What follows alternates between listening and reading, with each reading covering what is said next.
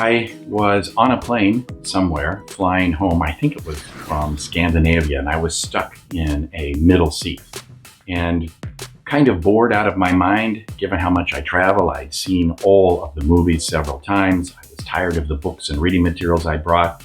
Sitting there, I just happened to reach into the seat pocket ahead of me, and there were a couple of magazines. And one of them was one I had never read before. For obvious reasons, for mental health practitioners, it was Fortune magazine. And it was a serendipitous find because inside that magazine was an article about a Swedish psychologist by the name of K. Anders Ericsson. And Anders Ericsson, it turns out, had spent his entire career, about 35 years at that particular time, studying experts and expertise.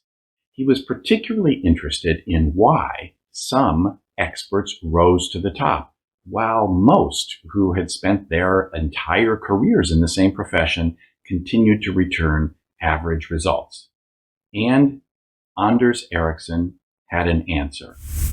After studying experts in chess, music, medicine, mathematics, computer programming, history, etc., he found that the key distinguishing quality of those who excelled above the rest within the same performance domain was an activity he called deliberate practice. These two words together, deliberate, done consciously and with intent, and practice to repeat over and over again in attempt to improve, was the key distinguishing difference between those who excelled and those who stayed the same over long periods of time. And in particular, it was the hours spent alone trying to push the individual's performance just beyond what they could presently do.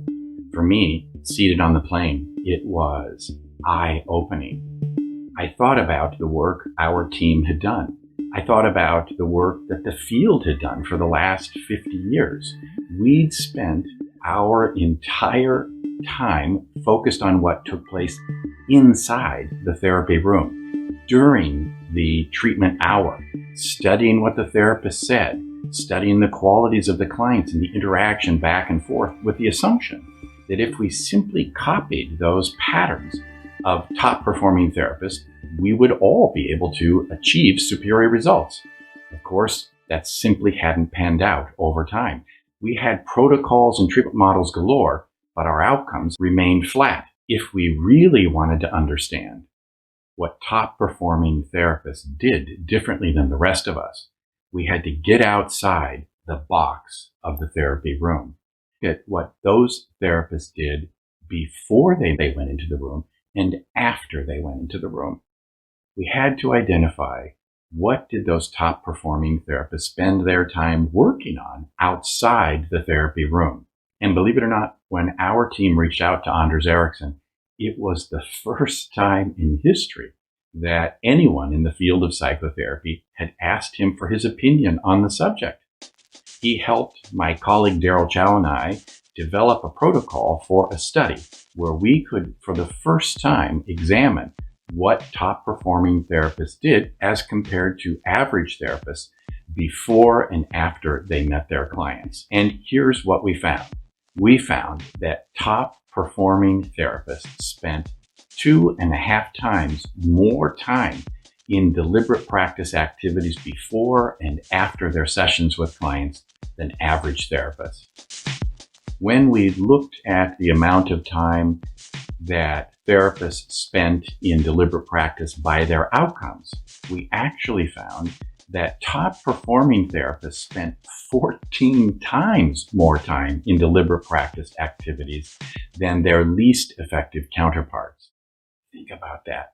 14 times the amount of time. Now, here's what's interesting. When we asked the least effective therapists in the sample how effective they thought they were, they rated themselves as highly as the top performing therapist. In other words, how are people going to get better if they really don't know how effective they are, can identify specifically what they need to work on to improve their results, and then spend the time outside of sessions working to improve their skills in that particular area. As you've likely figured out, deliberate practice goes hand in hand with feedback-informed treatment. Because in order to improve, you need to establish your baseline performance level. And from there, you can determine your individualized learning objectives. Be patient with yourselves. Deliberate practice is a marathon. It's not a sprint. It's better to invest a little bit every day or every other day than to try to run to the finish line of better results.